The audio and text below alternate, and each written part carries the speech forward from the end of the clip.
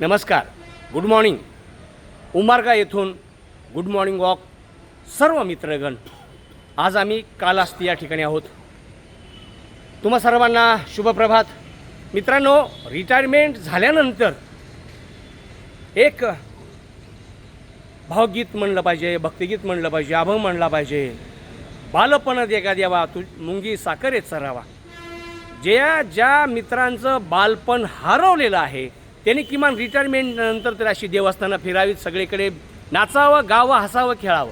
हे सांगत असताना एक कालास्तीचं जे मंदिर आहे त्या मंदिराचं आपण ठेवण पैठली पाहिजे. अभेद्य अशी रचना आहे, सुंदर नक्षी आहे. 25-25, 30-30 फुटाचा एक दगड आहे.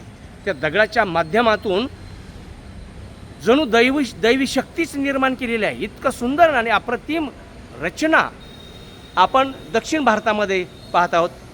हे जे क्षेत्र आहे बालाजीपासून 30-35 किलोमीटर दूरवरती आहे. कालास्ती नावाचं देवस्थान जिथे शंकर पार्वतीचा वास आहे असं म्हटलं जातं.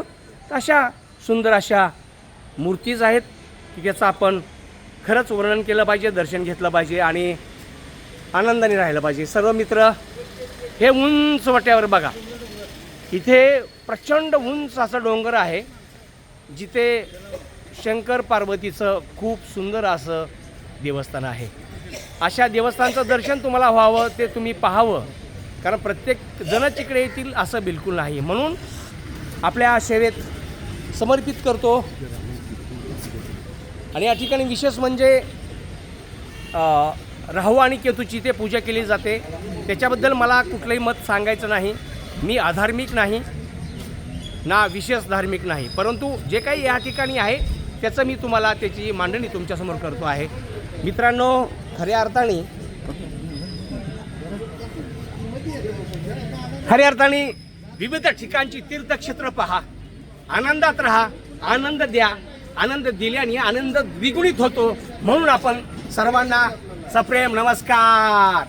नमस्कार मंडळी, नमस्कार नमस्कार नमस्कार. Good morning, good morning, good morning.